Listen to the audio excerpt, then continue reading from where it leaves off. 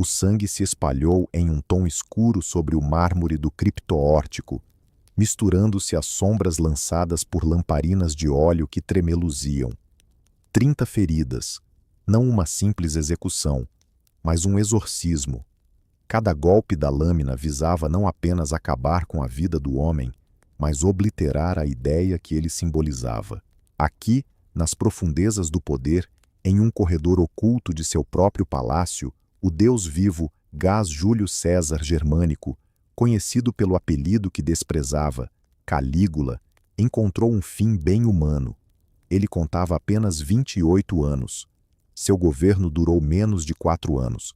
Mas, nesse breve lapso, Roma, a senhora do mundo, reteve a respiração.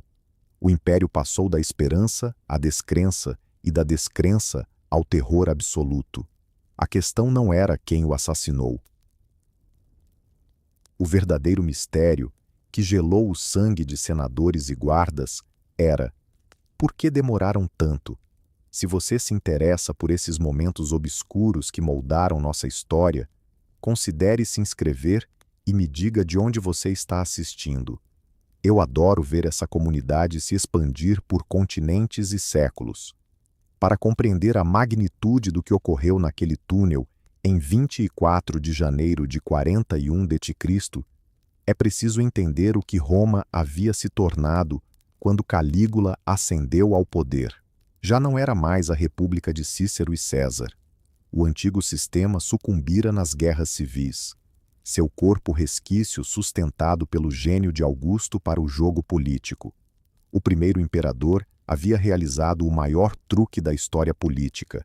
Criou uma autocracia, enquanto iludia a todos de que a república ainda existia. Essa ilusão perdurou por quase 60 anos.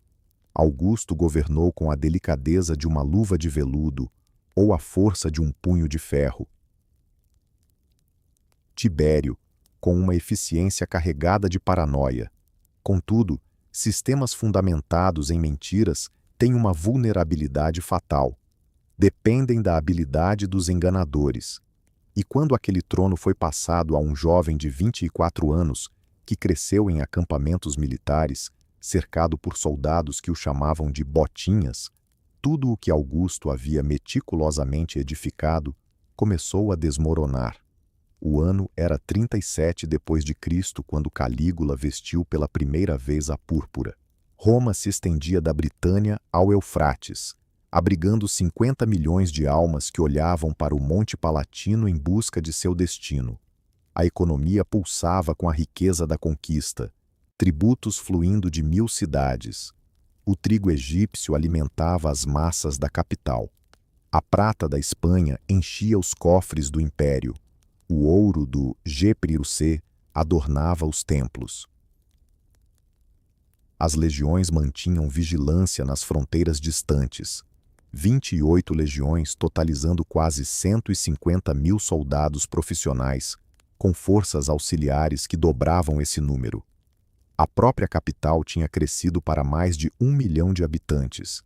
Uma metrópole expansiva, repleta de templos de mármore e favelas em ruínas, onde luxo inimaginável e pobreza extrema coexistiam lado a lado nos bairros ricos.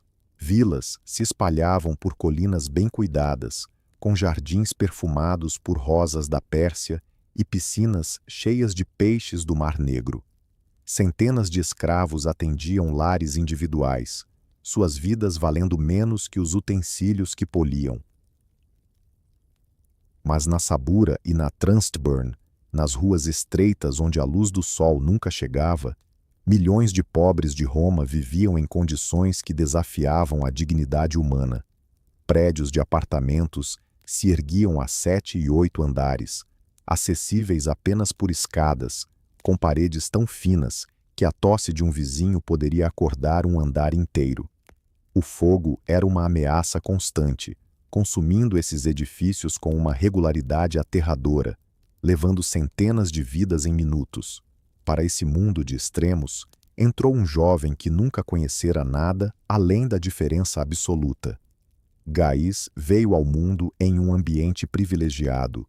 Sua infância se desenrolou no Palácio Imperial, rodeado por cortesãos que pendiam de cada palavra sua, tratando os desejos de criança como se fossem ordens imperiais.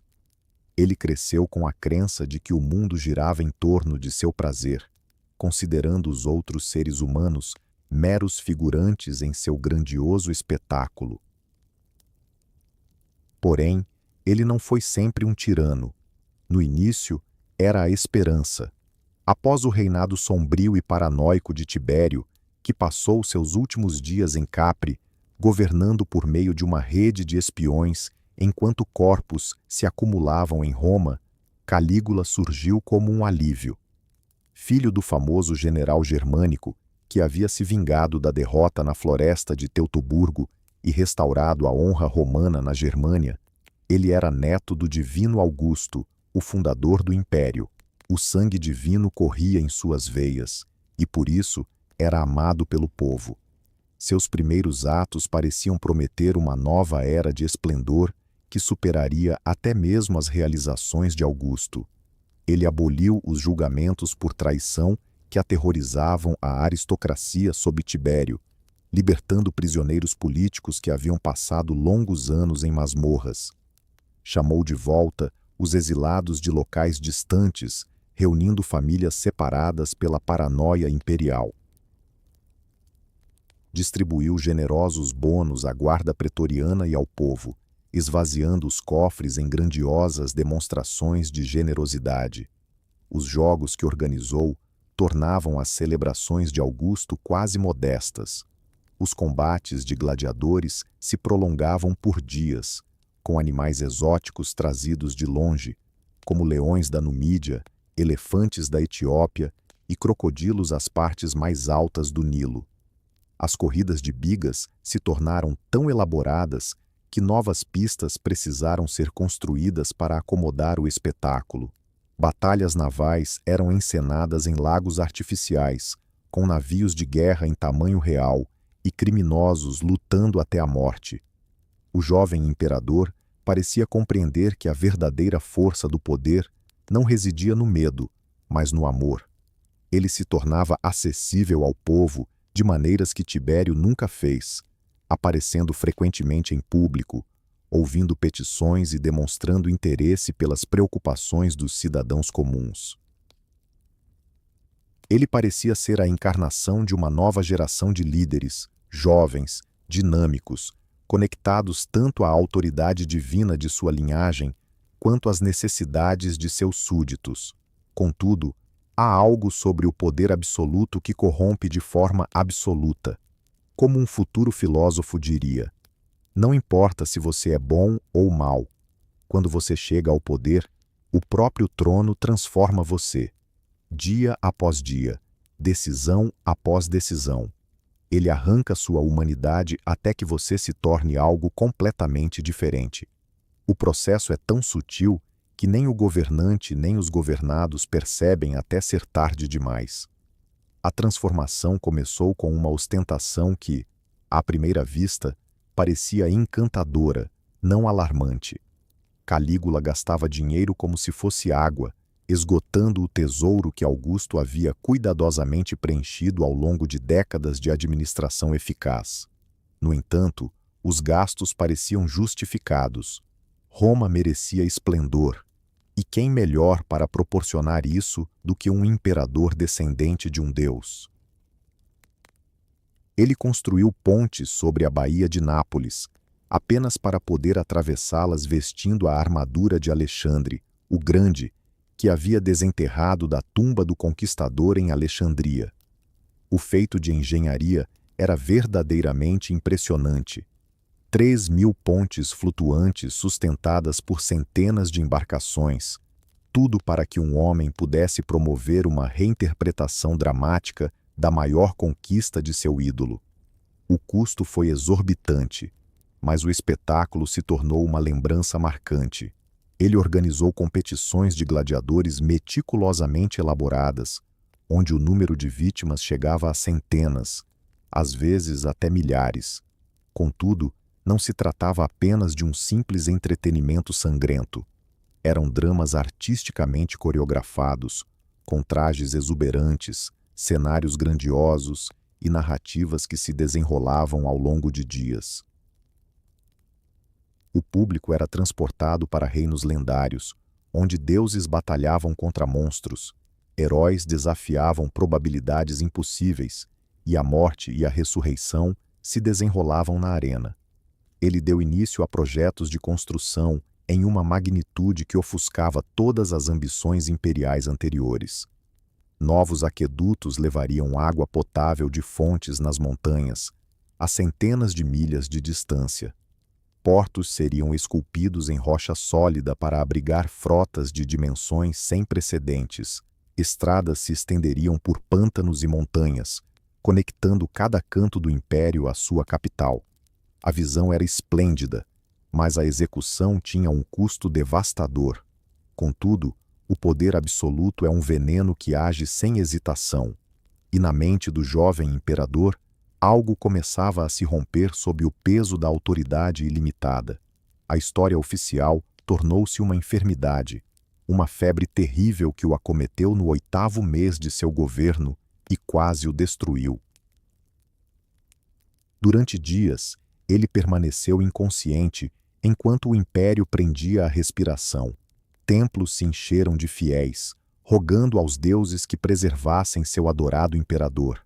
Sacrifícios foram realizados em uma escala não vista desde a fundação da cidade. Roma orou como um único corpo, unida pelo temor de perder o futuro brilhante que Calígula representava. O povo nutria um amor genuíno por ele nesse momento. Ele era seu jovem herói, a ligação com um passado glorioso e um futuro auspicioso. Sua morte significaria não apenas um colapso político, mas a ruína de seus sonhos por um mundo melhor. Suas preces foram ouvidas, a febre cedeu e Calígula sobreviveu. Mas o homem que emergiu daquela cama de enfermo não era mais o mesmo. Algo essencial havia mudado durante aqueles dias obscuros de delírio. Se foi um dano cerebral causado pela febre, uma ruptura psicológica resultante do estresse do poder absoluto, ou simplesmente o instante em que seus piores instintos finalmente triunfaram sobre sua melhor essência. A transformação estava consumada e irreversível. Ele se tornara uma versão distorcida de seu antigo eu, um pesadelo revestido de púrpura. A febre pode ter sido real, mas o que ela desencadeou foi algo que sempre esteve à espreita no sistema que Augusto estabeleceu. Pela primeira vez na história romana, um homem ocupou o trono acreditando genuinamente que o título de imperador significava o que afirmava literalmente, que ele era um deus entre mortais, não sujeito a nenhuma lei, exceto sua própria vontade. O primeiro sinal foi uma sede insaciável, não por água, mas por sangue. Ele reabriu os julgamentos por traição com uma vingança que tornava as perseguições de Tibério quase contidas. Mas desta vez era um teatro macabro, onde a justiça foi substituída pelo capricho, onde a culpa era predeterminada e a inocência não tinha valor. As acusações eram absurdas sob qualquer critério racional.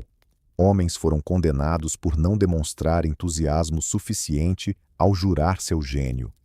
Outros foram executados por não realizarem sacrifícios à sua imagem divina antes de se envolverem em negócios. Alguns foram mortos por aparecerem em seus sonhos de forma desrespeitosa. A noção de traição foi expandida para abranger qualquer ato, palavra ou até mesmo pensamento que pudesse desagradar ao imperador. Marcus Júnior Silanur, um senador de grande prestígio e ex-cônsul, foi acusado de traição por ter feito uma leve crítica às políticas de gastos do imperador. Seu julgamento foi relâmpago, durando menos de 1 hora. A execução ocorreu imediatamente em seguida, e seus bens foram confiscados antes mesmo que seu corpo esfriasse. A família dele foi proibida de demonstrar luto publicamente, e uma ordem foi dada para que seu nome fosse removido de todos os registros oficiais. Gary Scribonius Curio, cuja linhagem servia Roma há gerações, foi executado por possuir uma propriedade que Calígula desejava para um de seus projetos. Ao recusar-se a vender a casa pelo preço oferecido pelo imperador, foi acusado de traição por obstruir a vontade imperial. Sua execução foi pública, sua família foi exilada e a casa demolida, em vez de ser utilizada. O imperador parecia ter apenas o intuito de destruí-la para seu próprio entretenimento. No entanto, a motivação financeira por trás de muitas dessas execuções era evidentemente clara. Os gastos extravagantes de Calígula esgotaram os cofres do Estado, e os bens confiscados serviam como uma forma rápida de reabastecê-los. Os ricos perceberam que suas fortunas os tornavam alvos, em vez de oferecer proteção. A herança tornou-se um crime se Calígula decidisse que merecia o dinheiro mais do que os legítimos herdeiros. Ele comparecia a funerais, mostrando-se tocado pela dor, e em seguida confiscava toda a propriedade do falecido em homenagem à sua memória. No funeral de Naas Lentulus Gatúlicos, um senador abastado que faleceu de causas naturais, Calígula chorou em público pela perda de um romano tão distinto. Logo, proclamou que a melhor maneira de honrar Gatúlicos era assegurar que sua riqueza servisse ao divino imperador, que a utilizaria de forma mais sábia do que qualquer herdeiro mortal. Porém, não se tratava apenas de dinheiro. Calígula parecia sentir um prazer genuíno ao humilhar e destruir psicologicamente as pessoas mais poderosas do mundo. Isso não era apenas a crueldade meticulosamente calculada de um tirano racional, era a alegria sádica de um predador brincando com sua presa. Ele obrigou senadores a correrem por milhas ao lado de sua liteira, sob o calor escaldante do verão, enquanto suas togas roxas listradas esvoaçavam atrás deles, ofegantes e tropeçando nas pedras da rua. Esses homens não eram jovens.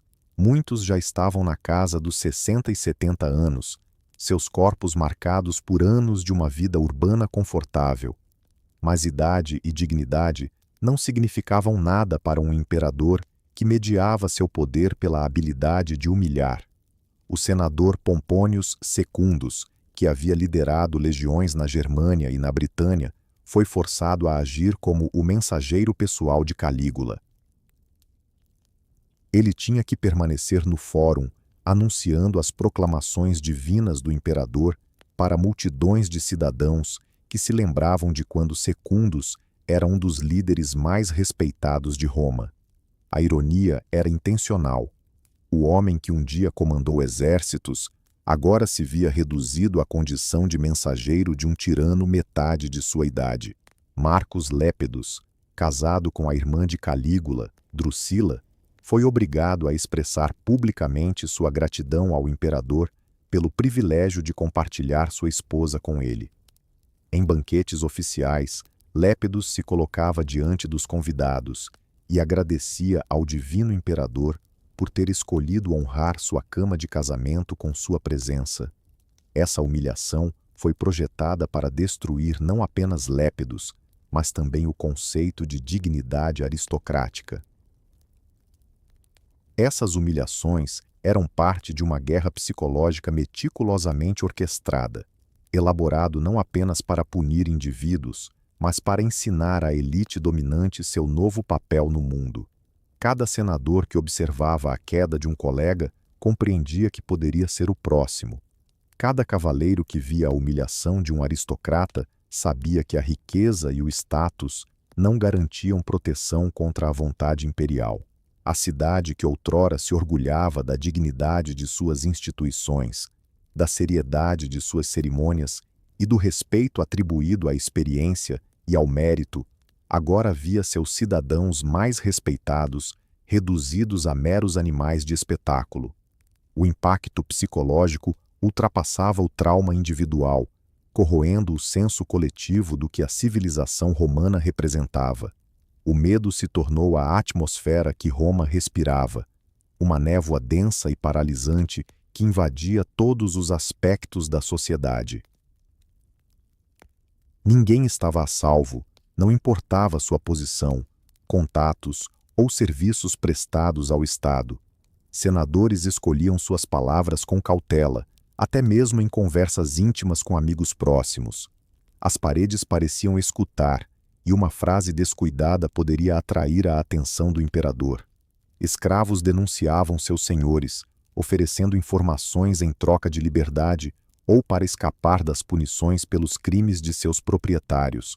Filhos delatavam seus pais quando agentes imperiais prometiam recompensas em troca de lealdade ao imperador acima da família.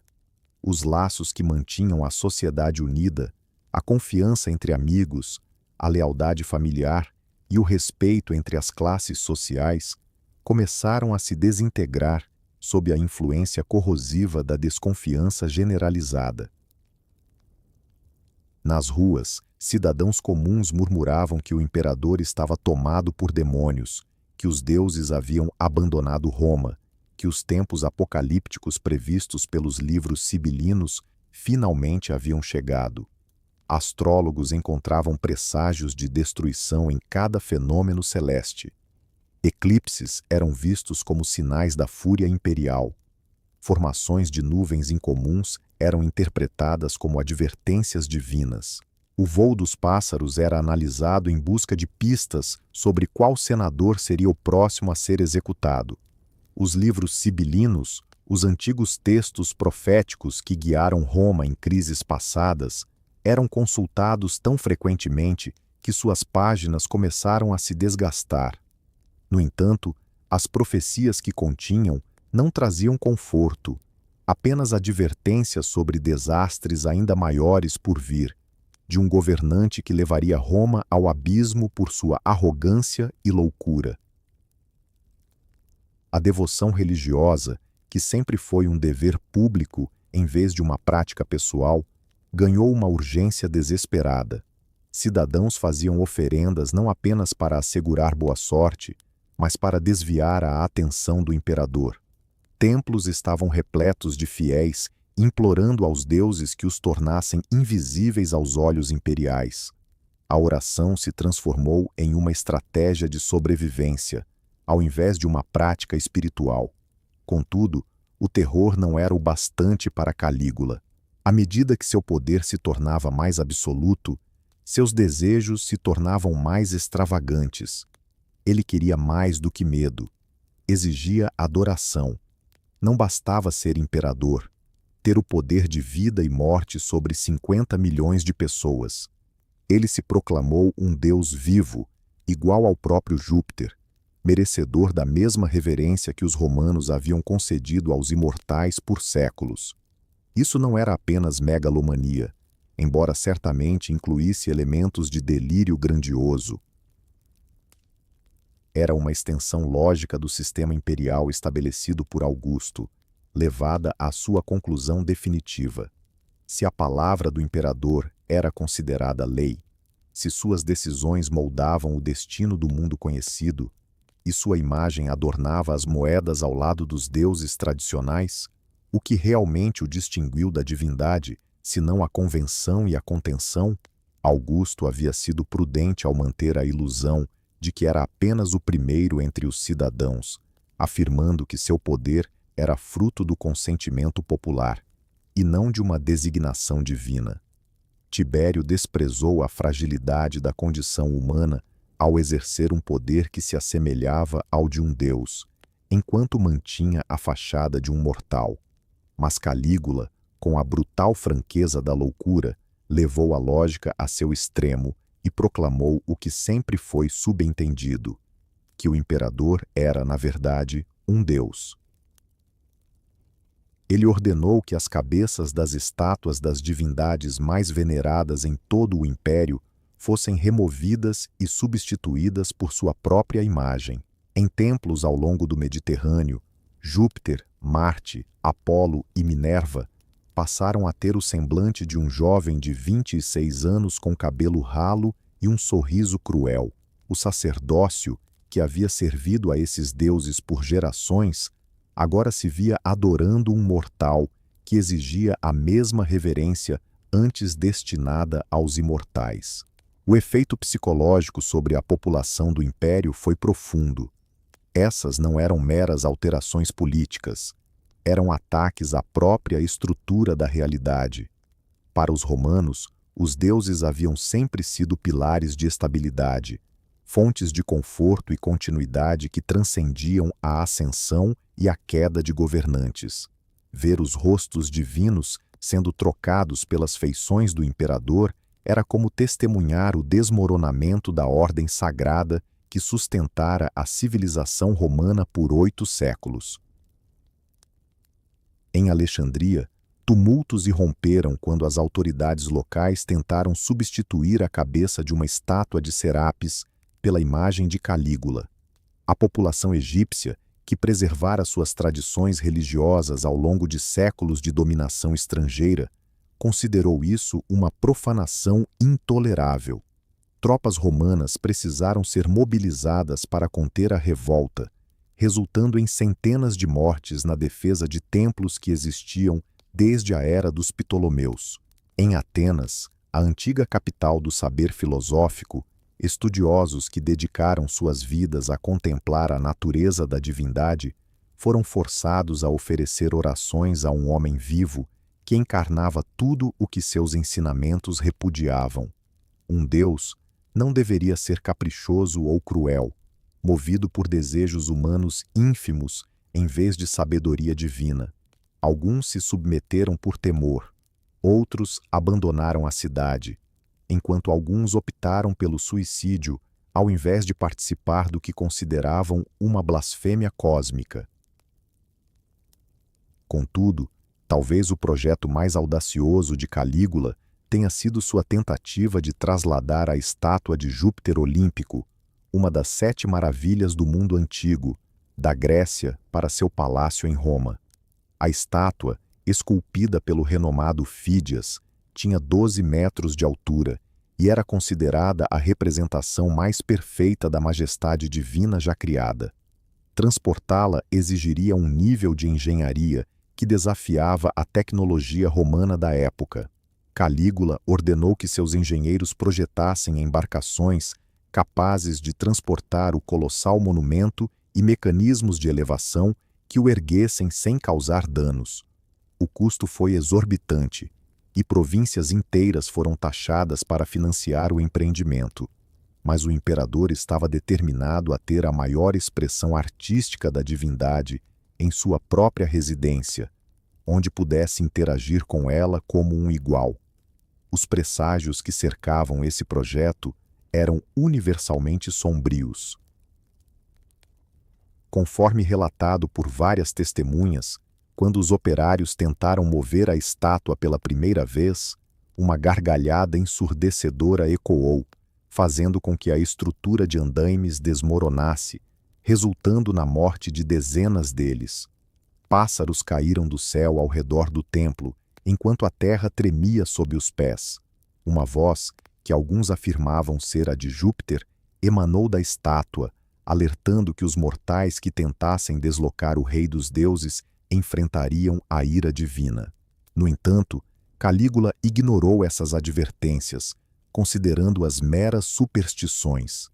Ele acusou os sacerdotes de encenarem tais fenômenos para proteger o tesouro sagrado de seu templo e ordenou que o trabalho prosseguisse, ameaçando de morte qualquer engenheiro ou trabalhador que sugerisse que os deuses eram contrários ao projeto. Sua vontade de adquirir a estátua tornou-se um embate entre ele e as divindades tradicionais, uma disputa que ele acreditava que venceria. Em Roma, ele ergueu um templo grandioso em honra ao seu próprio culto, com um clero completo e sacrifícios diários. Este edifício rivalizava em tamanho e esplendor com o templo de Júpiter Óptimo Máximo. Suas paredes de mármore eram ornamentadas com ouro e pedras preciosas capturadas de templos por todo o império. Os cidadãos eram forçados a orar diante de sua imagem divina antes de realizar qualquer transação, seja pública ou privada. As atividades do templo eram uma caricatura da religião romana tradicional, elevadas à condição de doutrina estatal. Em vez de invocar os deuses por colheitas abundantes ou vitórias em batalhas, os fiéis suplicavam a Calígula por proteção contra sua própria fúria. A estátua do imperador, posicionada na câmara central do templo, era vestida de acordo com seu humor, às vezes como Júpiter, com relâmpagos, outras como Marte, em trajes militares, e em outras ocasiões como Apolo, com uma lira dourada. O mais emblemático talvez tenha sido a construção de uma ponte que ligava seu palácio ao templo de Júpiter na colina Capitolina, proclamando que os deuses agora eram seus vizinhos e iguais. Esta ponte, uma maravilha da engenharia, cruzava o vale entre as colinas Palatina e Capitolina com um único arco que parecia desafiar a gravidade. Contudo, seu significado simbólico superava em muito sua grandiosidade arquitetônica. Calígula frequentemente era visto atravessando essa ponte ao amanhecer, adornado com vestes divinas que variavam conforme o deus que representava naquele dia. Às vezes, ele se apresentava como Júpiter, arremessando relâmpagos artificiais sobre os cidadãos. Em outras ocasiões, surgia como Netuno, brandindo um tridente e usando uma coroa feita de conchas. Ele tratava essas aparições como funções oficiais do Estado, exigindo a presença de senadores e embaixadores estrangeiros, que deviam prestar-lhe culto. A ponte tornou-se um palco para cada vez mais elaboradas encenações divinas. Calígula dialogava com deuses invisíveis, gritando perguntas e esperando respostas que somente ele parecia ouvir. Ele emitia decretos em nome de várias divindades, alegando ser seu mensageiro na terra. Cidadãos se reuniam embaixo para presenciar esses espetáculos, sem saber se estavam diante de cerimônias religiosas ou dos delírios de um homem insano. O impacto psicológico em Roma foi devastador, superando tudo que os imperadores anteriores haviam realizado. A cidade que dominou o mundo por meio da astúcia política e da eficácia militar, agora era governada por um homem que se autoproclamou uma divindade e parecia realmente acreditar em sua própria divindade. Soldados que haviam cruzado continentes em defesa dos princípios romanos, agora prestavam fidelidade a um imperador divino, que parecia ter o poder de alterar a própria realidade a seu bel prazer. A administração do império, que funcionou com eficácia por anos sob Augusto e Tibério, começou a ruir sob as exigências divinas de Calígula. Governadores em províncias remotas recebiam ordens contraditórias, supostamente enviadas por deuses que se manifestavam através do imperador. Agentes de arrecadação de impostos eram instruídos a coletar tributos para templos dedicados ao culto imperial, enquanto líderes militares eram orientados a conduzir suas tropas em preces a Calígula antes de cada batalha. As relações exteriores tornaram-se impossíveis de gerenciar de maneira racional, uma vez que o imperador exigia ser tratado como um deus pelos embaixadores que o visitavam.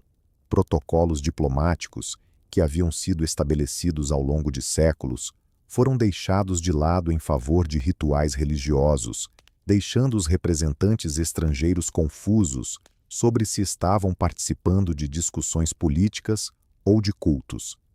Alguns reinos começaram a se perguntar se Roma ainda era confiável como aliada, considerando que seu governante parecia ter perdido a conexão com a realidade. No meio desse delírio megalomaníaco, no seio da guarda que deveria protegê-lo, um homem cerrava os dentes a cada dia, suportando uma humilhação que em breve se tornaria o estopim para a revolta. Seu nome era Cassius Chaer, um tribuno da guarda pretoriana, e Calígula cometera o erro fatal de transformá-lo no alvo de suas zombarias. Cassius Chaerea não era um jovem idealista, tomado por princípios republicanos ou teorias filosóficas sobre os limites do poder. Ele era um soldado profissional de 48 anos, com marcas de uma dúzia de campanhas visíveis em seu rosto marcado pelo tempo. Ele havia servido sob Germânico, o próprio pai de Calígula, durante as brutais guerras germânicas, quando as legiões romanas se aprofundaram nas florestas além do Reno para vingar o massacre na floresta de Teutoburgo. Ele lutou nos pântanos do norte da Alemanha, onde exércitos inteiros podiam desaparecer na neblina e na lama. Enfrentou berserkers germânicos lutando nus na neve do inverno, seus corpos pintados de azul, com a mente perdida na loucura da batalha provocada por cogumelos sagrados. Sobreviveu a emboscadas em florestas densas, onde cada árvore poderia esconder um arqueiro inimigo, e o próprio ambiente parecia hostil à civilização romana. Ele reprimiu revoltas com sua espada, enfrentando legionários que se levantaram contra a opressão e a liderança ineficaz. No ano 14, após a morte de Augusto, e enquanto as legiões questionavam a lealdade a Tibério, Sharia se apresentou diante de milhares de soldados enfurecidos e os convenceu a manter seus votos pela força de sua reputação e pelo respeito que inspirava com sua coragem. Ele testemunhou a morte de homens de todas as formas possíveis, abatidos por espadas inimigas, pisoteados por cargas de cavalaria, afogados em travessias de rios, congelados em campanhas de inverno, onde o frio era mais letal do que qualquer inimigo humano. Ele mesmo havia tirado vidas, não por raiva ou ódio, mas com a calma de um profissional cumprindo seu dever. A coragem pulsava em suas veias como sangue, cultivada ao longo de anos de combate nas fronteiras mais perigosas de Roma. Seu histórico de serviço era exemplar, sua lealdade a Roma indiscutível e sua competência reconhecida por todos os comandantes sob os quais servira. Ele ascendeu nas hierarquias por mérito, não por influências, passando de legionário comum a tribuno, graças à sua habilidade comprovada em combate. Seus colegas de armas o admiravam não por sua linhagem ou conexões políticas, mas porque ele havia demonstrado ser confiável em situações onde a falha significava a morte. Entretanto, quando o Deus Imperador dirigia seu olhar a Sharia, ele não enxergava nada disso. Para ele, não havia um guerreiro, um veterano, um homem dedicado a Roma por toda a sua vida.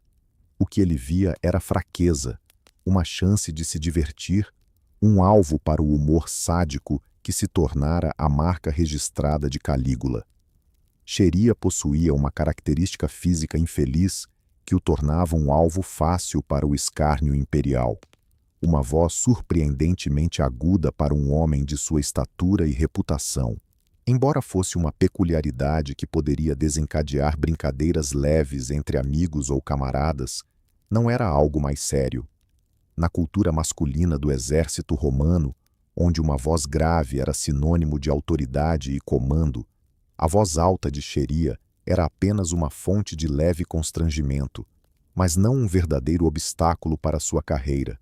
Suas ações sempre ecoaram mais alto que suas palavras, e sua reputação se firmou a partir de feitos, não de discursos.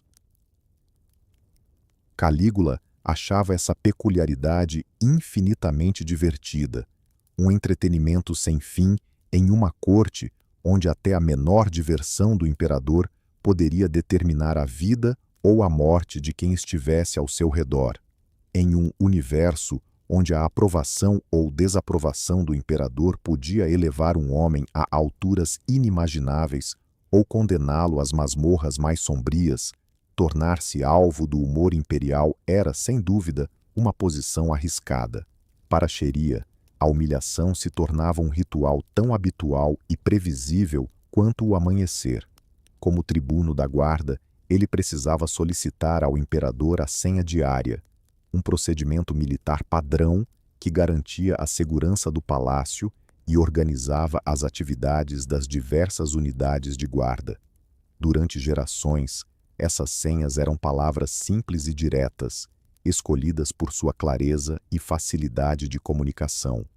Vitória, Roma, Augusto, honra. A troca costumava ser breve e objetiva, uma rotina administrativa que levava apenas alguns segundos. Sob Calígula, essa interação corriqueira transformava-se em seu teatro pessoal, uma oportunidade diária para exibir seu poder sobre um dos soldados mais respeitados de Roma.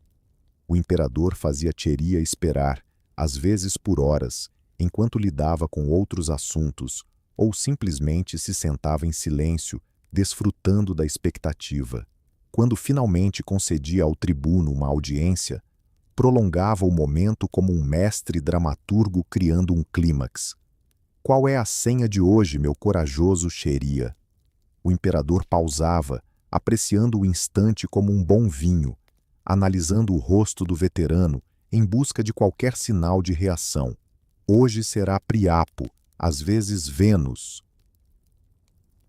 Sempre escolhendo nomes de deuses ligados ao amor, luxúria e sexualidade feminina, ou, no caso de Priapo, uma sexualidade masculina crua que desafiava o próprio conceito de dignidade militar. A escolha desses nomes divinos era uma crueldade intencional.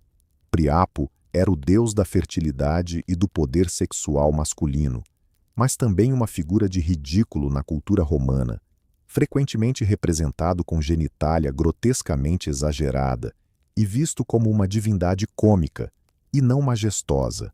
Forçar um veterano a pronunciar aquele nome equivalia a ligá-lo a algo que era ao mesmo tempo vulgar e cômico, minando sua dignidade masculina de forma profunda. Vênus, a deusa do amor e da beleza, tornava essa situação ainda mais ofensiva. Ao adotar seu nome como código militar, Calígula estava feminilizando a própria ideia de segurança, insinuando que as defesas de Roma eram tão frágeis e flexíveis quanto o abraço de uma mulher. Para Cheria, um soldado que erguera sua identidade em torno de valores tradicionalmente masculinos como bravura, força e habilidade bélica, essa lembrança constante da fraqueza feminina era como uma lâmina cravada em seu peito. Os outros guardas, assistindo a essas cenas, desviavam o olhar, alguns lutando contra risadas nervosas que ameaçavam escapar, apesar de seus esforços para se conter. Não estavam rindo por realmente achar graça nas piadas do imperador. A maioria respeitava Cheria e se sentia desconfortável ao presenciar sua humilhação. Contudo, na corte de Calígula, não demonstrar apreço pelas brincadeiras do imperador era tão arriscado quanto uma rebelião aberta. O riso se tornara um mecanismo de sobrevivência, uma forma de mostrar lealdade a um governante imprevisível, cujo favor poderia mudar a qualquer momento.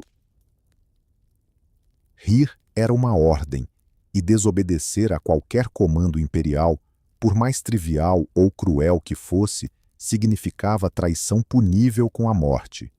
Os guardas tinham testemunhado o destino dos que não se mostraram entusiasmados com o entretenimento do imperador.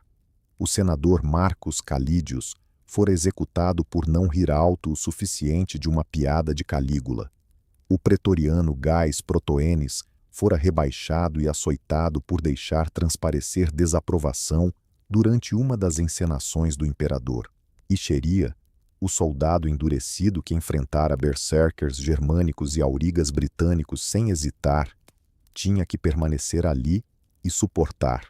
Ele precisava aceitar a zombaria com aparente bom humor, agradecendo ao seu Deus imperador pela honra de servi-lo enquanto se afastava, com as risadas cravando suas costas como facas invisíveis.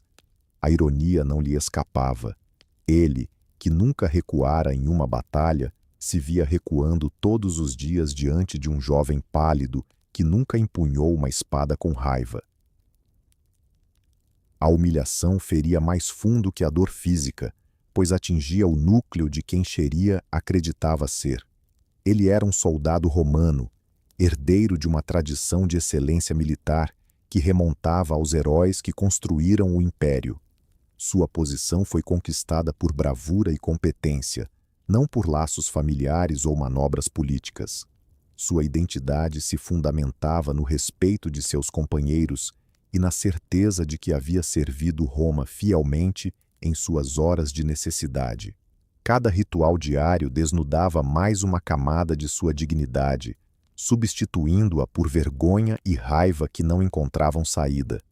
Em sua cultura militar, a honra de um homem era seu bem mais precioso, mais valioso que riqueza, posição ou mesmo a vida. Perder a honra era tornar-se menos que humano, renunciando ao seu lugar na comunidade de guerreiros que conferia sentido à existência. No entanto, ele se via aprisionado por sua lealdade à instituição que servia. Atacar Calígula significaria trair seu juramento à guarda pretoriana, abandonando seu dever para com Roma. O imperador poderia ser insensato, cruel e indigno de respeito. Ele continuava a ser o verdadeiro soberano do império. O homem a quem Xeria havia prometido total lealdade.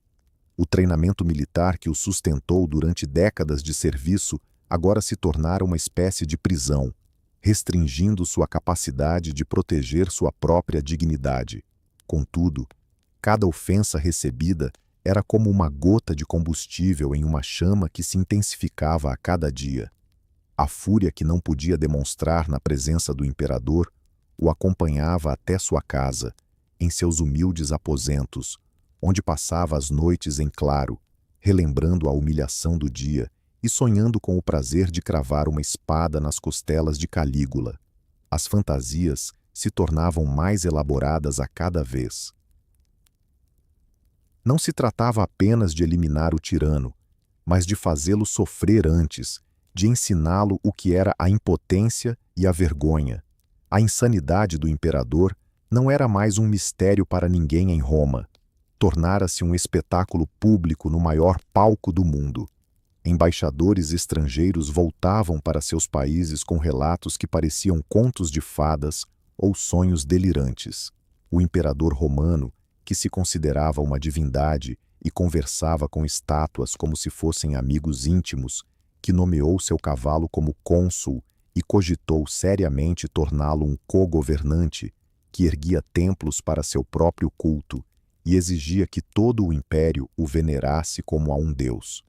Comerciantes espalhavam essas narrativas pelas rotas comerciais que ligavam Roma a lugares remotos. Nos mercados de Alexandria, Damasco e Antioquia, comerciantes que haviam testemunhado as exibições grandiosas de Calígula as contavam a plateias incrédulas, que se perguntavam se o poder romano finalmente começava a ruir sob o peso de sua própria absurdidade. O cavalo de Satus se tornava talvez o símbolo mais evidente de quão longe Roma havia se desviado de seus princípios fundadores. Calígula não apenas adorava o animal, ele o tratava como um igual, uma companhia que preferia a dos senadores e cavaleiros, que tradicionalmente eram seus conselheiros e amigos. O cavalo habitava um estábulo de mármore mais luxuoso do que muitas residências romanas, com uma manjedoura de marfim esculpida pelos melhores artesãos e cobertores roxos feitos de seda importada da distante China. Insatartes usava colares de joias que valiam mais do que a renda anual da maioria dos senadores, adornos de pérolas e ouro que brilhavam sob o sol, enquanto o animal desfilava pelas ruas de Roma. Escravos atendiam a todas as suas necessidades, como se ele fosse um membro da família imperial, escovando seu pelo com óleos aromáticos, alimentando-o com aveia misturada a flocos de ouro, e até provando sua comida para garantir que ninguém tentasse envenenar o querido companheiro do imperador. No entanto, a consulship era o maior desdém a toda a tradição que fez Roma grande. Um cargo que outrora fora ocupado por Cícero e Catão, os maiores oradores e estadistas da história de Roma, agora era compartilhado com um cavalo de corrida que não compreendia nem mesmo o conceito de governança. Senadores que traçavam suas linhagens até a fundação da República se viam eclipsados por um animal que passava seus dias comendo, dormindo e ocasionalmente correndo em uma pista para o entretenimento das massas. A nomeação não era apenas uma prova de loucura. Era uma crueldade intencional, destinada a mostrar o poder absoluto do imperador sobre as instituições que outrora definiam a civilização romana. Calígula estava, de maneira bastante clara, sinalizando ao Senado que seu cargo mais sagrado não valia mais do que seu animal de estimação preferido. Os debates entre eles, seus antigos privilégios e a dignidade que mantinham com tanto cuidado, não significavam nada para um homem capaz de elevar um cavalo acima de todos com uma simples palavra. A cerimônia de nomeação de Insetos como cônsul foi realizada com toda a pompa tradicional que acompanhou esses eventos por séculos. O cavalo, vestido com uma toga, foi conduzido para o interior do Senado, onde permaneceu em silêncio enquanto os sacerdotes faziam suas orações habituais em busca de orientação divina. Senadores, que dedicaram suas vidas a dominar as artes da retórica e da política, agora se viam diante da expectativa de tratar um animal como seu igual na administração do império. Alguns riram, seja por verdadeira diversão ou pelo alívio nervoso de não conseguirem acreditar no que viam. Outros se deixaram levar pelas lágrimas, não apenas pela própria humilhação, mas pela morte de tudo que acreditavam sobre a grandeza romana. Alguns tentaram levar a cerimônia a sério, fazendo perguntas formais ao cavalo e simulando ouvir respostas que nunca chegariam. No entanto, a maioria apenas suportou em silêncio, com expressões cuidadosamente controladas, sem mostrar aprovação ou desaprovação, suas mentes preocupadas em garantir a própria sobrevivência, em vez de refletir sobre as implicações mais amplas do que estavam presenciando. Aprenderam que, na Roma de Calígula, a aparência de aceitação era mais crucial do que um consentimento verdadeiro, e que qualquer resistência visível, até mesmo aos comandos mais absurdos do imperador, poderia significar a morte. A instalação de Insetos foi um divisor de águas na relação entre o imperador e o Senado. O que começou como uma subordinação política sob Augusto transformou-se em uma humilhação sistemática sob Calígula. Os senadores não eram mais colaboradores na governança, nem mesmo parceiros de menor importância. Eram meros adereços em uma encenação elaborada para demonstrar a onipotência do imperador em todos os aspectos da vida romana. Suas orgias tornaram-se famosas em todo o mundo mediterrâneo, não apenas pela escala e excessos, mas pela crueldade calculada. Não eram meras celebrações de prazer físico ou exibições da riqueza imperial. Eram torturas psicológicas minuciosamente projetadas para quebrar o espírito das famílias mais influentes de Roma. Cada detalhe era meticulosamente planejado para maximizar a humilhação enquanto se mantinha a aparência de hospitalidade. Os banquetes geralmente começavam com pratos tradicionais e entretenimento que recordava os dignos simpósios da República. Contudo, à medida que a noite avançava, tornavam-se algo muito mais sombrio. Calígula sinalizava para que o verdadeiro entretenimento se iniciasse com um gesto ou uma palavra, e a atmosfera cuidadosamente controlada explodia em um caos que parecia espontâneo, mas que na verdade era coreografado em cada detalhe. Ele se deitava abertamente com as esposas de senadores e cavaleiros, muitas vezes durante os próprios banquetes em que seus maridos eram convidados. O imperador se levantava do sofá, aproximava-se de uma mulher que lhe chamava a atenção e simplesmente anunciava suas intenções diante de todos. Não havia qualquer pretensão de sedução ou consentimento. O desejo do imperador era como um comando divino, e a resistência era impensável. Os maridos apenas assistiam enquanto suas esposas eram levadas para câmaras privadas, com os rostos paralisados em expressões que escondiam a raiva e humilhação que ardia dentro deles. Qualquer objeção seria vista como traição. Mostrar angústia seria interpretado como uma crítica aos privilégios divinos do imperador. Eles precisavam se acomodar e continuar a comer, fazendo conversa com outros convidados, como se nada de anormal estivesse ocorrendo. Ao voltar à sala de jantar horas mais tarde, Calígula descreveria em detalhes explícitos as características íntimas dessas mulheres, avaliando suas performances e comparando-as a conquistas passadas, enquanto seus maridos se mantinham em um silêncio paralisante e humilhante. Ele criticava suas habilidades, discutia suas qualidades físicas e oferecia sugestões de aprimoramento como se estivesse analisando lutas de gladiadores, em vez de relatar a violação das esposas de outros homens.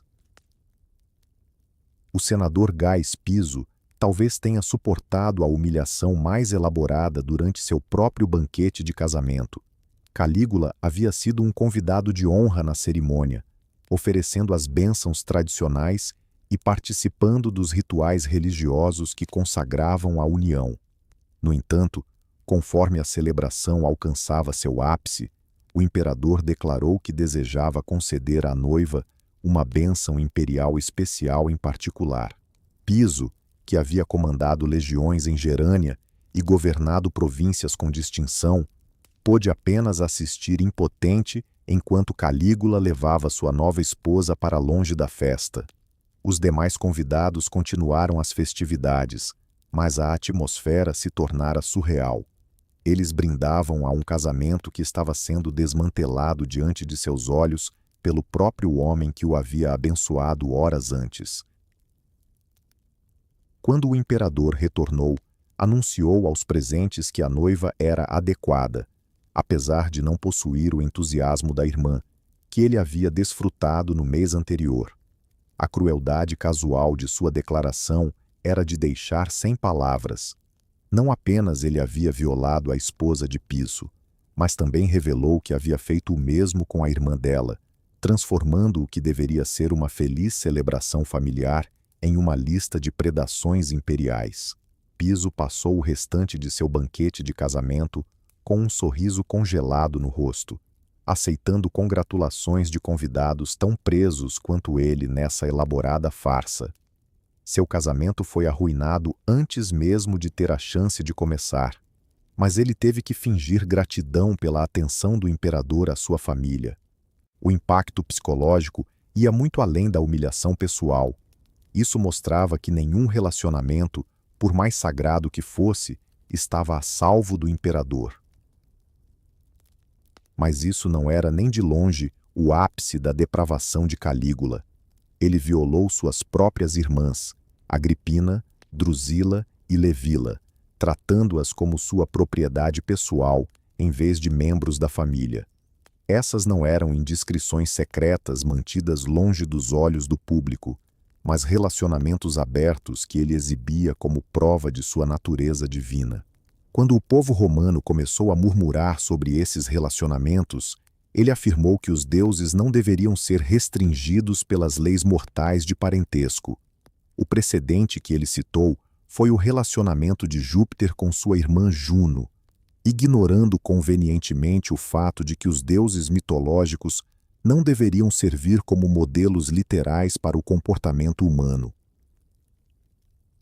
Ele comissionou artistas para criar esculturas que o mostravam em abraços íntimos com suas irmãs, exibindo-as em espaços públicos onde os cidadãos podiam contemplar a sexualidade divina do imperador.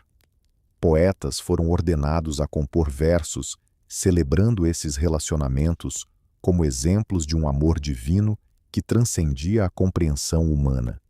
Drusila tornou-se sua favorita particular, elevada acima de suas outras irmãs ao status de consorte semidivina.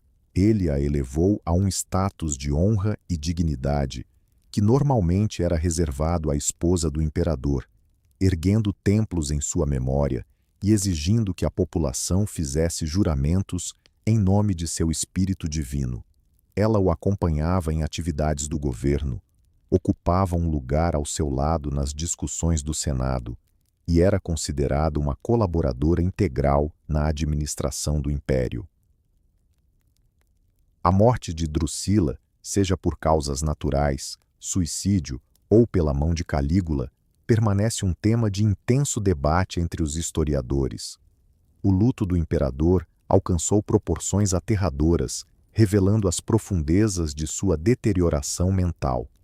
Ele não apenas chorou sua perda, mas a proclamou uma tragédia cósmica que exigia que todo o império participasse de sua dor. Imediatamente, ele a desonrou, criando um culto com sacerdotes e templos que rivalizavam com a veneração dos deuses tradicionais. Além disso, instaurou um luto tão rigoroso que qualquer um que risse, se banhasse ou jantasse em família durante esse período era considerado traiçoeiro, sujeito à pena de morte. Atividades cotidianas se tornaram crimes graves se insinuassem que os cidadãos não estavam suficientemente devastados pela morte da divina Drusila. Durante meses, Roma foi dominada por um manto de tristeza imposto, transformando a cidade em um lugar de luto incessante. As crianças foram proibidas de brincar nas ruas, pois seus risos eram vistos como desrespeitosos à memória da deusa falecida. Os mercados operavam em sussurros, com comerciantes receosos de mostrar entusiasmo em seus negócios. Os banhos foram fechados, já que se banhar era considerado um prazer inapropriado durante o período de luto. Até celebrações privadas foram proibidas, tidas como desrespeitosas para com a memória de Drusila. Casamentos foram adiados por tempo indeterminado, aniversários passaram sem menção e festivais religiosos dedicados a outros deuses foram cancelados, para que nada ofuscasse o culto à imperatriz falecida. A vida cultural do império foi subserviente ao luto distorcido de um homem. Os cidadãos que eram vistos sorrindo enfrentavam interrogatórios por parte de agentes imperiais que exigiam justificativas para sua alegria inaceitável. Famílias denunciavam umas às outras às autoridades por demonstrarem sinais insuficientes de luto. As crianças foram ensinadas a chorar sob comando ao se aproximarem de estranhos, temendo que sua resistência natural fosse vista como traição. O impacto econômico foi devastador, pois a atividade comercial parou. Comerciantes não podiam promover seus produtos com entusiasmo, artesãos não podiam se orgulhar de suas criações e agricultores não podiam celebrar colheitas bem-sucedidas. O império, que antes prosperava através do comércio, agora se via paralisado pela imposição de um imperador que exigia que 50 milhões de pessoas compartilhassem sua dor pessoal. Roma não tinha mais um imperador, mas sim uma criatura predadora solta nos corredores do poder, uma figura que, embora parecesse humana, operava com a lógica de um deus maligno que exigia não apenas obediência, mas também submissão emocional de seus súditos. O custo psicológico para a cidade foi colossal e inegável.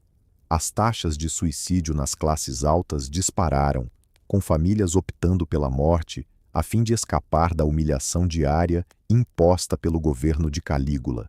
Os métodos variavam. Alguns seguiam o tradicional caminho romano de abrir suas veias em banhos quentes, outros recorriam ao veneno, enquanto alguns simplesmente se recusavam a comer até que a fome os consumisse.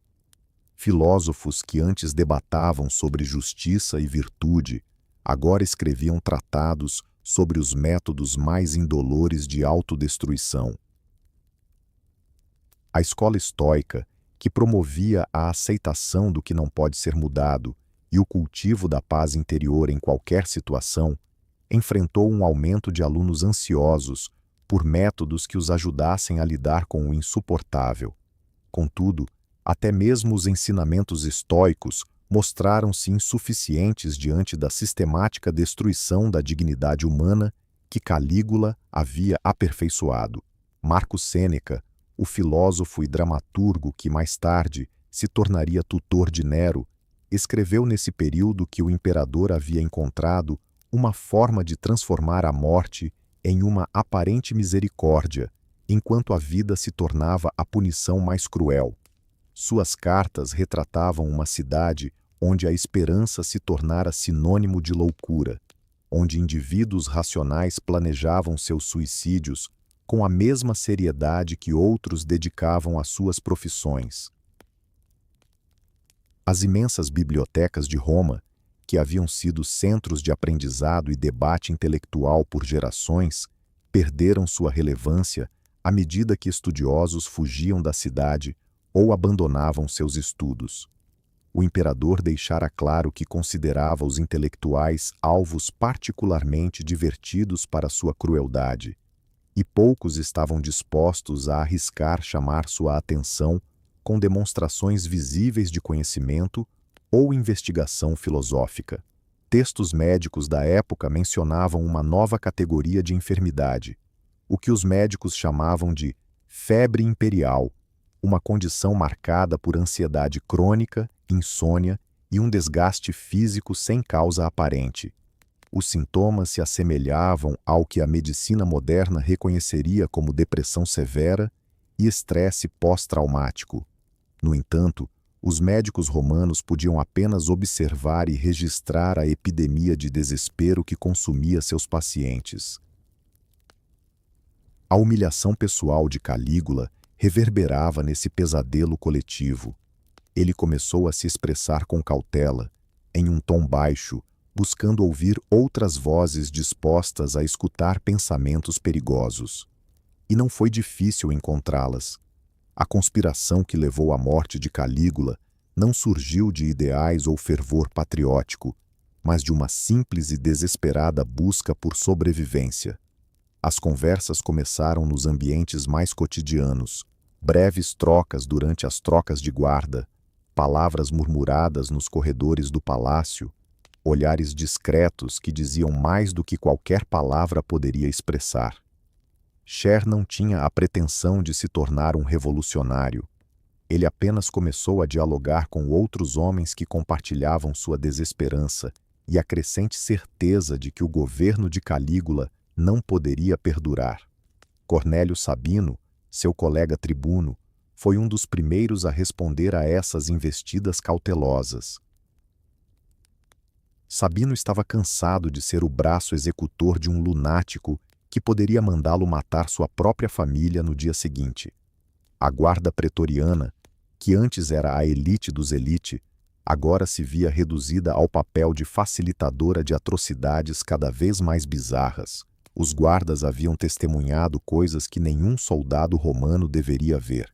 Eles viram seu imperador torturar senadores por diversão, foram obrigados a participar de cerimônias religiosas simuladas que ofendiam os deuses de seus antepassados e receberam ordens para prender e executar homens cujo único crime era não rir das piadas do imperador. Mas além da repulsa moral e da vergonha profissional, crescia a percepção de que nenhum deles estava realmente seguro. O favor de Calígula era tão imprevisível quanto sua fúria, e o guarda de confiança hoje poderia se tornar a vítima de amanhã por causa de um sonho, uma leve ofensa ou um simples capricho imperial. Eles haviam visto muitos de seus companheiros desaparecerem sem explicação, o que os levou a acreditar que suas posições atuais ofereciam pouca ou nenhuma segurança. Os verdadeiros conspiradores, no entanto, eram oriundos do Senado, como Inuis Venicus, que possuíam tanto as ligações políticas quanto a motivação desesperada necessárias para articular a resistência. Não se tratava de republicanos idealistas sonhando em restaurar a antiga Constituição ou reviver a era de ouro de Cícero e Catão. Eram aristocratas apavorados que haviam feito as contas e percebido que, diante da atual taxa de execuções e confiscos promovidos por Calígula, nenhum deles sobreviveria por mais um ano. Venicus viu sua fortuna murchar enquanto o imperador confiscava propriedades sob pretextos inventados. Ele testemunhou amigos e parentes sumirem nas masmorras imperiais, acusados de crimes que não eram senão o fato de possuírem riquezas cobiçadas por Calígula. Seu próprio nome apareceu em listas de suspeitos de traição que circulavam pelo palácio, e ele tinha plena consciência de que sua execução não era uma questão de si, mas de quando. Cada amanhecer se tornava uma aposta. Murmuravam nos corredores sombrios e templos abandonados, nas câmaras privadas de residências que pertenciam às suas famílias há gerações. Não sabemos quem entre nós não verá o pôr do sol. Esta situação não pode persistir. É ele ou nós. O planejamento começou nas sombras do próprio sistema que tentavam derrubar. Eles se encontravam em lares onde antes haviam recebido imperadores, em alcovas de templos onde rezavam por vitórias, nos cantos esquecidos do Palatino, onde atuaram como conselheiros e administradores. A conspiração carecia de uma grande ideologia ou da visão de uma república restaurada. Era impulsionada pela simples necessidade primária de sobreviver. Eles tomavam cuidado para que as reuniões fossem pequenas e as conversas vagas. Muitos conspiradores significavam muitas chances de traição, e a rede de informantes de Calígula transformou a paranoia em uma habilidade essencial para a sobrevivência. Eles conversavam em metáforas, abordando problemas agrícolas quando se referiam a assassinatos políticos, mencionando o controle de pragas ao planejar um regicídio. Porém, precisavam de mais do que coragem e números. Necessitavam de uma oportunidade, um instante em que o Deus Imperador estivesse vulnerável a armas letais nas mãos de mortais, algo que parecia quase impossível, dado o elaborado aparato de segurança que o cercava. Calígula vivia em uma fortaleza de paranoia que impressionaria até mesmo Tibério. Sua guarda germânica pessoal, composta por bárbaros imensos, leais apenas ao ouro e ao homem que o fornecia em abundância, formava uma barreira impenetrável de músculos e aço ao seu redor. Esses homens não entendiam a política romana ou os princípios republicanos. Não se preocupavam com a dignidade senatorial ou as tradições constitucionais. Eles apenas compreendiam combate e pagamento, o que os tornava os protetores ideais para um tirano que não confiava em ninguém com sangue romano nas veias. Foram selecionados especificamente por sua estranheza, recrutados de tribos além do Reno, sem conexão com a sociedade ou cultura romanas. Ao contrário dos soldados romanos, que poderiam ter lealdades divididas entre imperador e pátria, entre juramento pessoal e dever institucional, esses germânicos não tinham ligação com a tradição ou a lei romanas. Calígula era todo o seu mundo, seu comandante, seu pagador, sua razão de existir no coração do império que conquistou seu povo.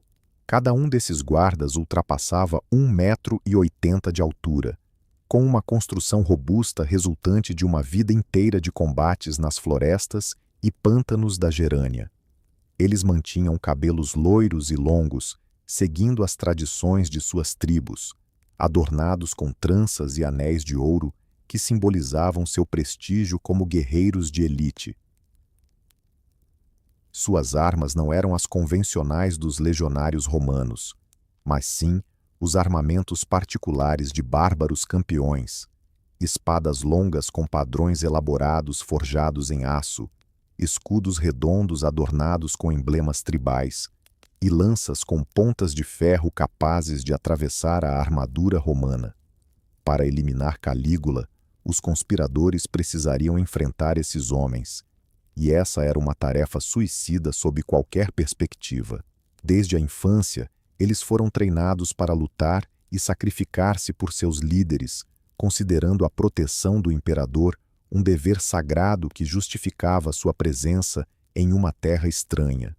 Eles não hesitariam, não negociariam, não poderiam ser comprados ou intimidados. Lutariam até o último deles cair. Além disso, nunca o deixavam a sós. dormiam em turnos do lado de fora dos seus aposentos, garantindo vigilância constante. Faziam guarda durante as refeições com as mãos sempre próximas às armas e o acompanhavam até os banhos, onde observavam das sombras enquanto ele se banhava em água previamente testada para venenos. Estavam presentes em seus momentos mais íntimos, presenciando diálogos com deuses imaginários, suas caminhadas noturnas pelo palácio e seu comportamento cada vez mais errático. Os guardas germânicos criaram suas próprias estratégias para lidar com a instabilidade de seu mestre.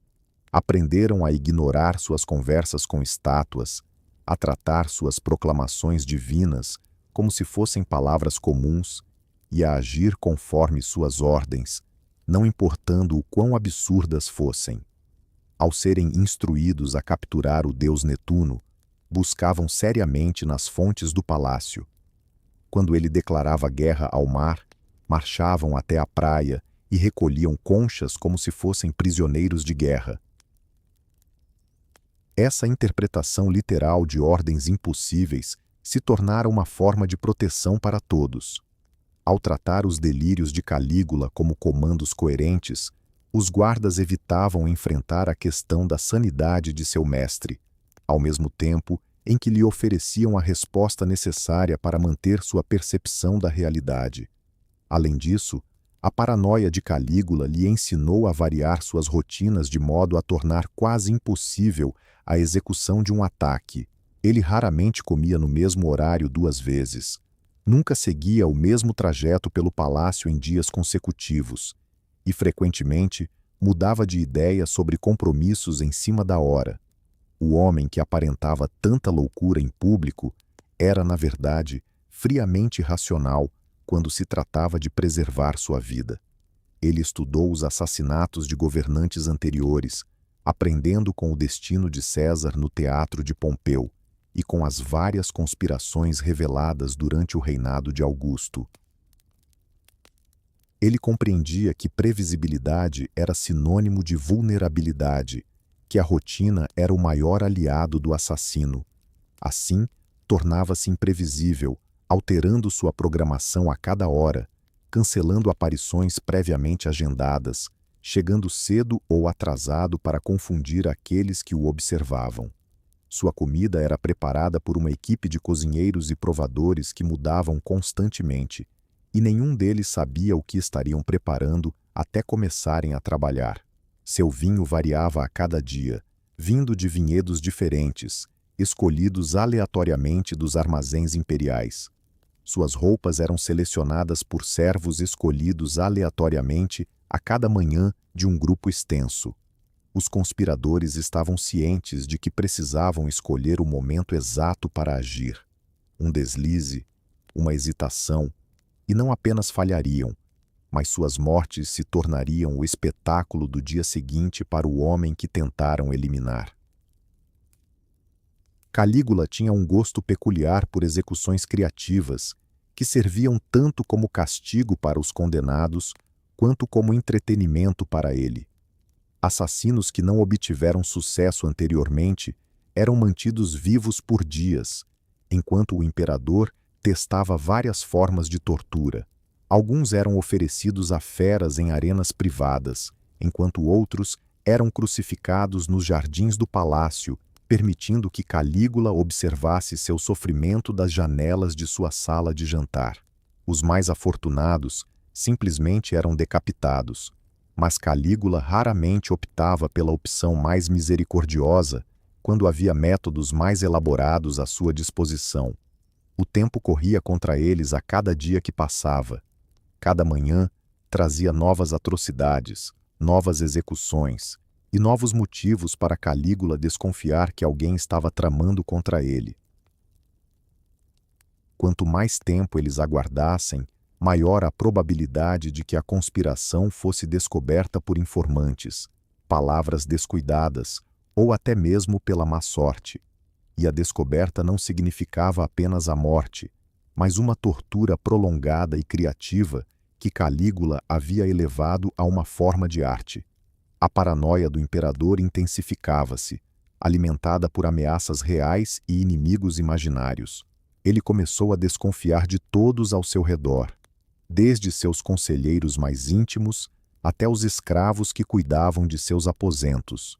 Seus discursos no Senado tornaram-se acusações confusas contra conspiradores sem nome, que supostamente conspiravam contra sua divindade. Começou a realizar testes de lealdade, fazendo perguntas inesperadas para flagrar potenciais traidores em contradições. A oportunidade que precisava surgir em breve, ou talvez nunca aparecer. Precavam de um momento em que Calígula estivesse afastado de seus guardas germânicos, quando suas rotinas superassem sua paranoia, levando o imperador divino a agir como um homem mortal, suscetível a fraquezas. Os Ludi Palatini chegaram como um presente dos deuses, imersos nos festivais e rituais que caracterizavam a vida cultural romana. Esses jogos eram realizados em homenagem ao divino Augusto, o fundador do império, e o homem que uniu com sucesso a tradição republicana à realidade autocrática. Eram alguns dos festivais mais renomados do calendário romano, uma celebração de vários dias com teatro, música, corridas de bigas e competições gladiatórias, realizados no coração do império, no Monte Palatino, dentro dos muros do Palácio Imperial. Para Calígula, esses jogos eram a plataforma ideal para exibir sua natureza divina diante do maior público possível. Embaixadores estrangeiros estariam presentes, assim como representantes das principais cidades do império. Os eventos seriam documentados por historiadores e celebrados em poesias, assegurando que relatos de sua magnificência divina se espalhassem por todo o Mediterrâneo e além. O imperador havia planejado sua participação no festival por meses, encomendando novos trajes que o permitiriam se apresentar como diferentes deuses em dias distintos. Em um dia, ele seria Júpiter, cercado por relâmpagos artificiais e adornado com uma coroa de louro dourada. No dia seguinte, se transformaria em Apolo, segurando uma lira dourada e vestido com túnicas que brilhavam como a luz do sol. Cada aparição era meticulosamente coreografada para ilustrar uma faceta distinta de sua essência divina. Ele também tinha a intenção de aproveitar o festival para divulgar novas reformas religiosas que oficializariam seu culto por todo o império. Em cada grande cidade seriam erguidos templos em sua homenagem, onde sacerdotes realizariam cerimônias diárias em sua honra.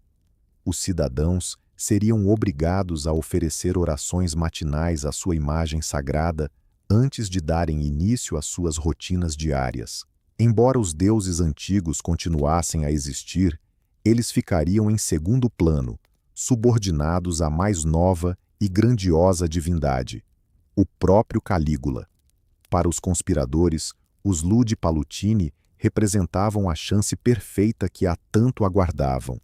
O calendário do festival era regido pela tradição, tornando impossível qualquer alteração sem ofender convidados de destaque. Os eventos aconteceriam em locais conhecidos, onde poderiam se posicionar antecipadamente. O mais crucial era que o imperador precisaria se deslocar entre os diversos locais seguindo um cronograma previsível, criando uma vulnerabilidade habitual que sua paranoia normalmente evitava. Durante os dias de festividade, o comportamento de Calígula tornou-se ainda mais imprevisível, como se a excitação da performance pública acelerasse sua desintegração mental. Ele subiu ao palco junto aos atores nas peças, cantando e dançando com uma despreocupação que surpreendeu até mesmo aqueles já acostumados às suas excentricidades.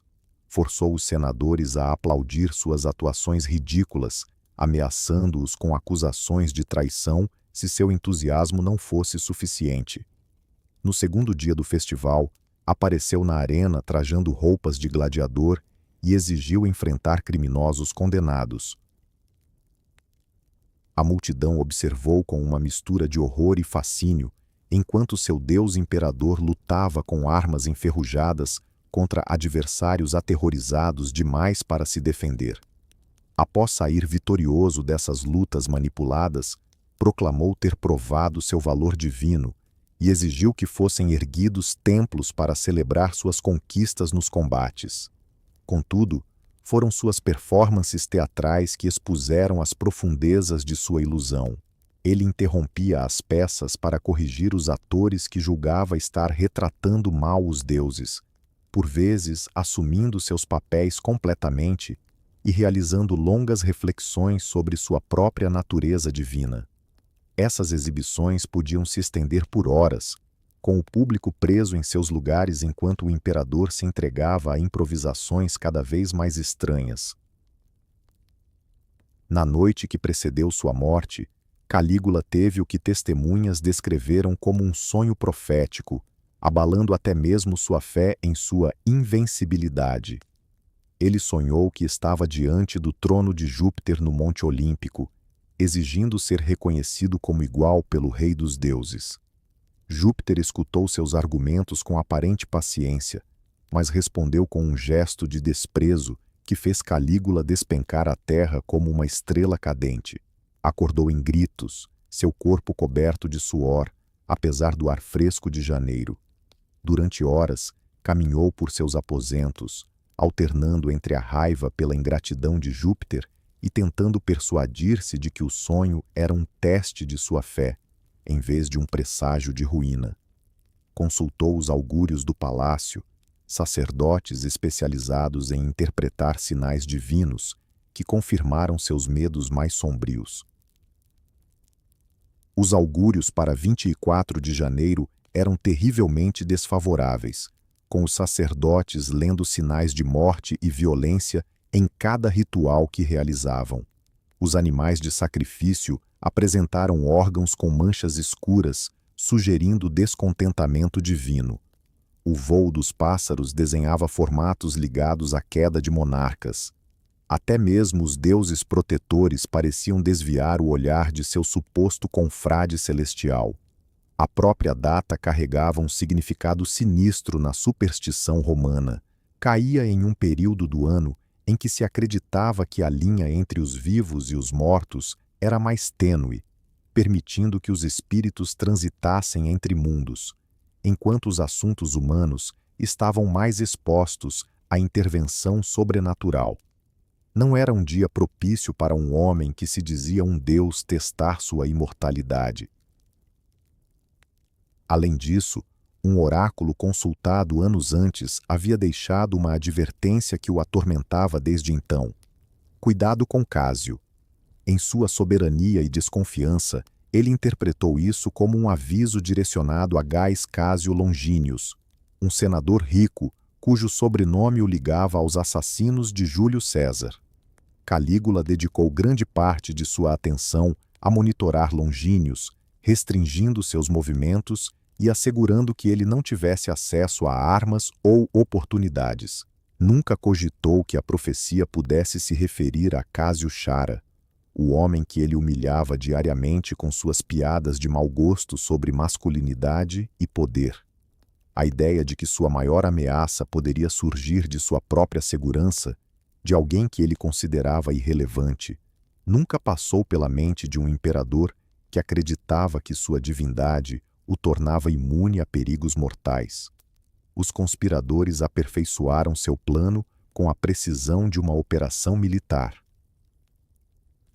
Sabendo que teriam apenas uma chance de sucesso, sua estratégia dependia completamente de explorar a rotina cotidiana de Calígula durante o festival, especialmente seu hábito de deixar o teatro ao meio-dia para almoçar e tomar banho em seus aposentos privados. O caminho que ele seguiria era determinado pela arquitetura do Palatino. Para escapar das multidões que lotavam as áreas públicas, ele utilizaria um estreito túnel subterrâneo chamado Crypto Orticus, que conectava o teatro às seções residenciais do palácio. Esse túnel era mal iluminado, apertado e, o mais crucial, muito estreito para que sua guarda germânica o cercasse de maneira eficaz. Dentro do espaço confinado do túnel, os guerreiros bárbaros que formavam sua proteção pessoal seriam forçados a avançar em fila indiana, incapazes de adotar a formação defensiva que os tornava tão temíveis em ambientes abertos. Se os conspiradores conseguissem isolar o imperador de seus guardas, mesmo que por alguns instantes, teriam a chance de atacar.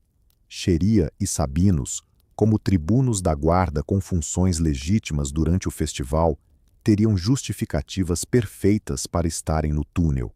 Eles poderiam se posicionar ao longo do caminho e controlar o acesso, assegurando que seus colegas conspiradores conseguissem alcançar o imperador no momento certo.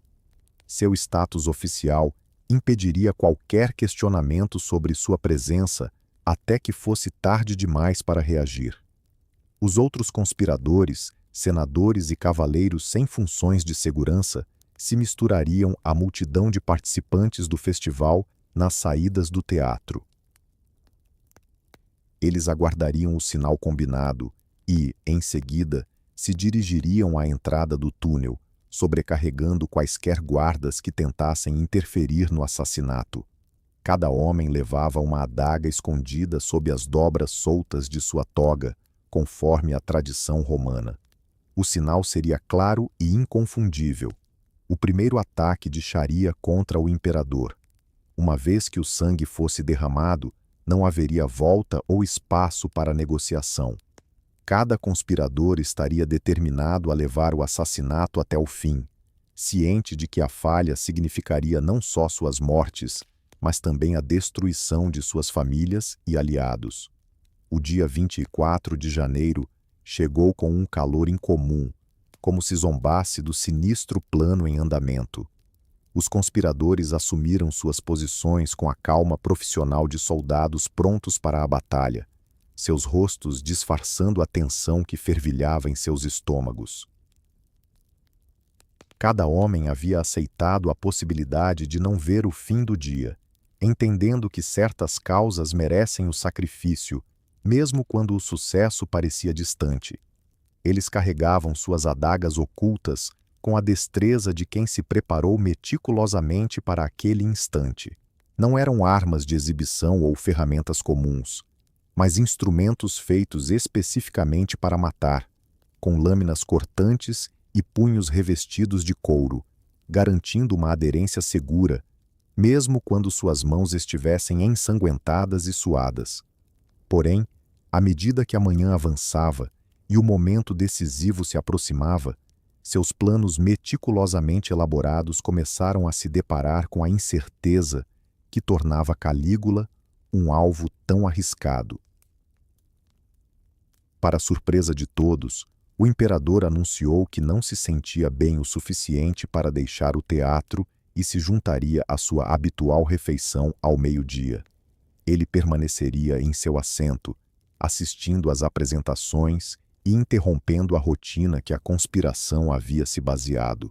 O pânico começou a se espalhar entre os conspiradores ao perceberem que a oportunidade estava escapando de suas mãos. O plano fora construído em torno dos movimentos previsíveis de Calígula, e sem essa previsibilidade, ficava impossível alcançá-lo por meio de sua proteção de guardas e acompanhantes. Se o festival se encerrasse sem lhes dar uma chance de atacar, talvez essa fosse a última oportunidade. E quanto mais tempo permanecessem ali, mais provável se tornava que o nervosismo chamasse a atenção das próprias forças de segurança que tentavam evitar. Os guardas do palácio eram treinados para reconhecer padrões estranhos, encontros inesperados e comportamentos suspeitos. Vários homens em locais inadequados por muito tempo poderiam desencadear uma investigação que exporia toda a conspiração. A tensão tornava-se insuportável quando a salvação veio de um lugar inesperado.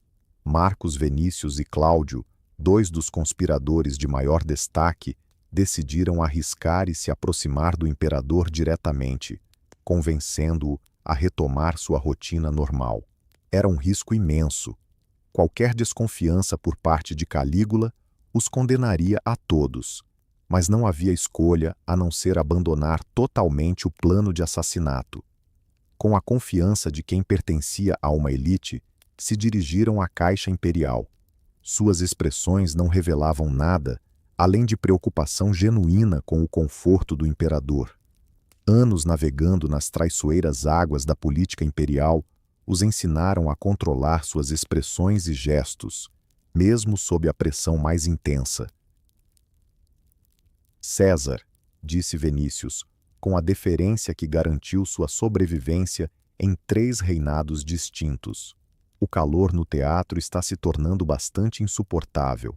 Talvez sua ilustre presença precise de um refresco e de um breve descanso no ar mais puro de seus aposentos privados. Cláudio, mesmo com sua fama de gaguejar e ser um tanto desajeitado em sociedade, conseguiu imprimir sua própria persuasão ao pedido. As apresentações da tarde prometem ser ainda mais impressionantes, meu senhor. Você certamente desejará estar em sua melhor forma para desfrutar do tributo que os artistas preparam em sua homenagem. Por um instante que pareceu se arrastar por uma eternidade, Calígula observou os rostos dos presentes com a intensidade desconfiada que se tornara sua característica. Seus olhos, descritos pelos cortesãos como inquietantes e que dificultavam o contato visual, percorriam os senadores, como se tentasse decifrar seus pensamentos através de suas expressões. Os conspiradores, que assistiam a essa interação de suas posições ao redor do teatro, sentiram o coração apertar ao perceber que seu destino estava nas mãos de um imperador cuja paranoia beirava a intuição sobrenatural. Se Calígula suspeitasse de algo, se algum instinto lhe dissesse que aqueles homens não eram quem pareciam, toda a conspiração desmoronaria em instantes. Finalmente, com um gesto que parecia mais de tédio do que de suspeita, Calígula se levantou de seu trono. A decisão parecia ser motivada pelo desejo de conforto e não por qualquer outra consideração. O sol realmente começara a esquentar, e a ideia de um banho revigorante seguido de uma refeição tranquila em seus aposentos privados era irresistível para um homem acostumado a ter todos os seus desejos atendidos instantaneamente. Muito bem, disse ele, sua voz ressoando com a autoridade de alguém que nunca conheceu a negação. As apresentações estavam um tanto monótonas de qualquer forma. Talvez a tarde traga um entretenimento mais digno. Os conspiradores experimentaram uma onda coletiva de alívio tão intensa que alguns precisaram se apoiar em pilares ou paredes próximas para não desmoronar com a súbita liberação da tensão. Seu plano estava de volta ao rumo certo, restaurado pela própria decisão do imperador de seguir a rotina que o levaria à morte. Calígula começou a se dirigir à saída que levava ao Cripto Órticos, movendo-se com a calma de um homem que não tem motivos para temer por sua segurança. Seus guardas germânicos formavam um cordão de proteção ao seu redor, com as mãos descansando casualmente nas bainhas de suas armas, sem sinais de alerta. Para eles, era apenas mais uma movimentação rotineira dentro dos limites seguros do palácio. A procissão atravessava os corredores do teatro como um pequeno desfile, com o imperador no centro, cercado pelos imponentes guerreiros bárbaros que eram sua guarda pessoal. Funcionários do palácio e dignitários visitantes apertavam-se contra as paredes para permitir a passagem do séquito imperial, curvando as cabeças num gesto tradicional de respeito ao divino imperador. Ao se aproximarem da entrada do túnel, Cher sentiu seu coração disparar, misturando expectativa e terror, emoções que não sentia desde sua primeira batalha como jovem legionário. Este era o momento que ele havia planejado por meses, a chance de retaliar contra o homem que havia sistematicamente destruído sua dignidade e autorrespeito. Mas também poderiam ser os últimos minutos de sua vida. O Cripto Órticos se estendia à sua frente como uma garganta ansiosa por engolir suas vítimas. O túnel tinha aproximadamente 2,4 metros de largura e 3,6 metros de altura. Suas paredes eram adornadas com painéis de mármore que refletiam uma luz suave, iluminados pelos lampiões a óleo dispostos em intervalos regulares. O piso, feito de pedra polida, revelava cada passo e cada gota de umidade que se formava do ar fresco do subsolo. Neste espaço restrito, tudo estava prestes a mudar. Os guardas germânicos, que eram imponentes em áreas abertas, onde podiam utilizar sua estatura e alcance ao máximo, teriam suas movimentações limitadas pelas proporções do túnel. Teriam que se alinhar em fila, incapazes de formar a barreira defensiva que os tornava quase invulneráveis em circunstâncias normais. Calígula adentrou o túnel com a segurança de alguém que nunca enfrentou uma real ameaça, conversando despreocupadamente com os assistentes que o acompanhavam sobre as atrações da manhã e os planos para a tarde. Ele parecia totalmente inconsciente de que estava se dirigindo para os momentos mais arriscados de sua vida, que cada passo o levava a um confronto que definiria não apenas seu destino, mas também o futuro do Império Romano. Caminhando pela metade do corredor, encontrou um grupo de jovens atores gregos que aguardavam para se apresentar nas festividades teatrais da tarde. Eram talentosos artistas trazidos a Roma especialmente para o festival, com habilidades que lhes garantiram o privilégio de se apresentar diante do próprio imperador. O encontro era totalmente natural e inocente. Os atores utilizavam o túnel para transitar entre diferentes áreas do complexo do palácio, assim como o imperador. Entretanto, a presença deles oferecia a distração exata que os conspiradores precisavam para se aproximar sem levantar suspeitas. Calígula estava genuinamente encantado com sua arte e ansioso para discutir os detalhes mais sutis da performance teatral com aqueles que também compartilhavam sua paixão pela dramatização. Ele parou para interagir com eles, perguntando sobre seu treinamento, suas apresentações passadas e os planos para o entretenimento da tarde. Seu entusiasmo pelas artes era um dos raros traços genuinamente positivos de sua personalidade que sobreviveu à sua transformação em tirano. Por vários minutos, o imperador permaneceu imerso na conversa com os jovens artistas, sua atenção totalmente voltada para a discussão sobre música e drama. Seus guardas mantinham-se alertas, mas relaxados, vigiando as entradas do túnel enquanto seu mestre se entregava a seus interesses artísticos. Era exatamente o momento que os conspiradores aguardavam. O imperador distraído e vulnerável, com sua segurança concentrada em ameaças externas, em vez de internas. Charioteer se aproximou por trás, com passos silenciosos sobre o piso liso de pedra do túnel.